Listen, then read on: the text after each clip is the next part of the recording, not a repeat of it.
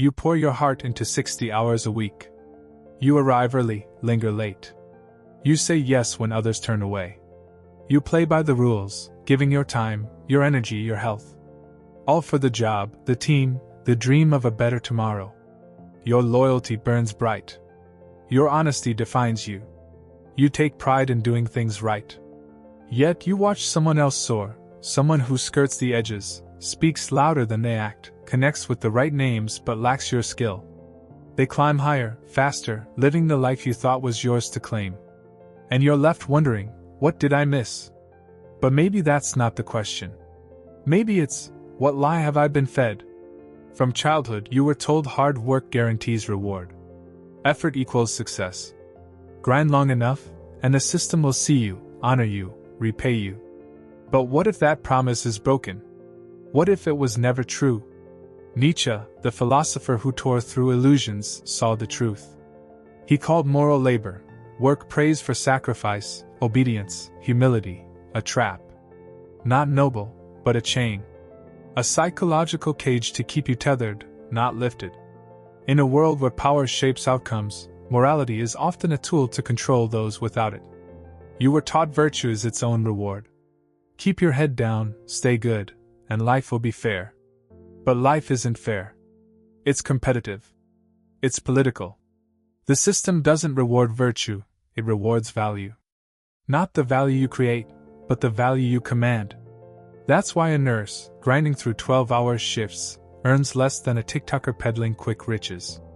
That's why a worker breaking their back retires with scraps, while a market manipulator walks away with millions.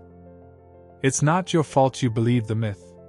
The myth was built for you, to keep you obedient, to keep you grinding, to keep you from asking, who profits from my loyalty? Who thrives on my exhaustion? Why does the system celebrate hard work but reward something else? Nietzsche didn't say stop working. He didn't praise laziness or selfishness. He challenged the idea that obedient labor is moral, that suffering without reward is sacred, that virtue means submission. He called the slave morality, a mindset born of weakness, not strength, fear, not power. If you feel stuck despite doing everything right, you're not failing. You're awakening. You're seeing the world for what it is, designed to function this way. The ones who rise aren't always the most skilled or selfless. They're the ones who understand power, how to navigate it, claim it, and untether their worth from the system's approval. So ask yourself, what if working harder isn't the answer? What if moral labor isn't your salvation, but your prison? Until you face that lie, you'll keep grinding while others rewrite the rules. Look closer at the contradiction. If hard work leads to success, why do the hardest workers, construction crews, nurses, delivery drivers, janitors, struggle to survive? They rise before dawn, labor until their bodies ache, keep the world running. Yet they live paycheck to paycheck, haunted by bills, unable to fall ill. Meanwhile, someone filming get-rich schemes in a rented car earns more in a day than a nurse does in a month. This isn't a glitch. This is the system. Labor builds the world, but it doesn't control it. The highest earners, CEOs, hedge fund managers, influencers, don't sweat in the heat or break their bodies. They operate in a different realm: leverage, perception, control. They don't just work, they position. They influence. They own. We've built a world where value isn't tied to effort but to power. A world where controlling capital, networks, and narratives pays more than creating anything real. This isn't a mistake, it's by design. Physical labor can be replaced, automated, devalued. But control, over resources, people, ideas, scales infinitely. A nurse saves one life at a time. An investor moves billions with a click. The system favors scale. And here's the cruelty. We're taught suffering is noble, endurance is honorable, sacrifice is the backbone of society. It is. But morality doesn't pay rent. Praise doesn't build wealth. Sacrifice doesn't grant influence. While workers are told to be grateful, the elite learn strategy, law, manipulation, capital. They're taught not to serve, but to dominate. Not to endure, but to rewrite the rules. If moral labor is so essential, why doesn't it come with power? Why are the most vital workers the most disposable? Nietzsche would say the moral system was crafted by the powerful, not to free you, but to pacify you. It teaches obedience, not sovereignty. Self-sacrifice, not self-assertion. It glorifies submission, then punishes those who question the hierarchy.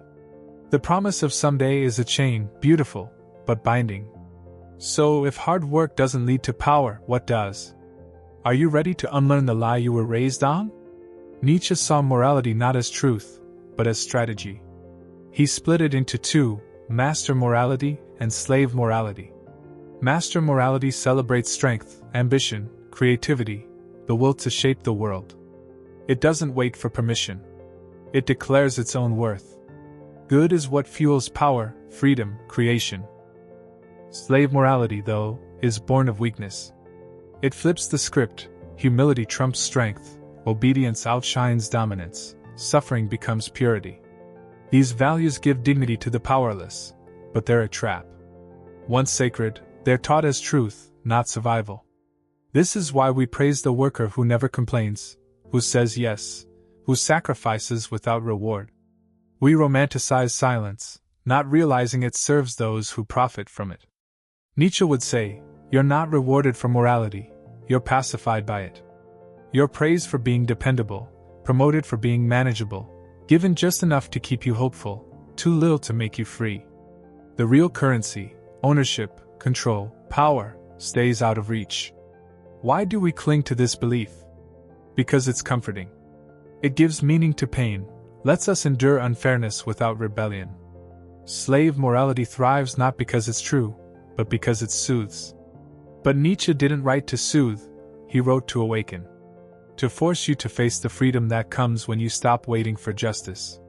The question isn't just why we're taught to suffer quietly, it's who benefits when we do. The just world fallacy fuels this lie.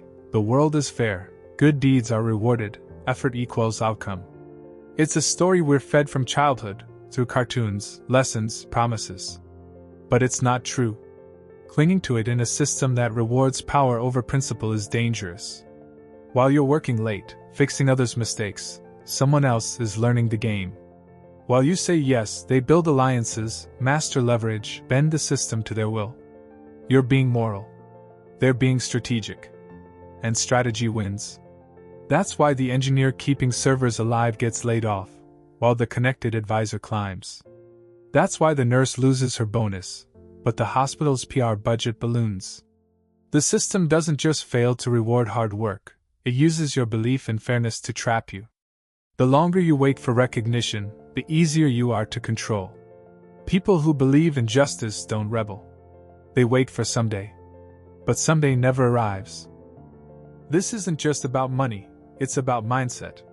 The rules you were taught create workers, not leaders. Those who taught them understood the game, they just needed you to keep playing. So, what's the path forward? How do you thrive without losing your soul? You don't abandon morality, you stop worshipping it. Good intentions aren't a plan. In a world built on power, understanding power is part of being good. When you see fairness as a story, not a guarantee, you can write your own. A story of strength, not sacrifice. Of ownership, not obedience.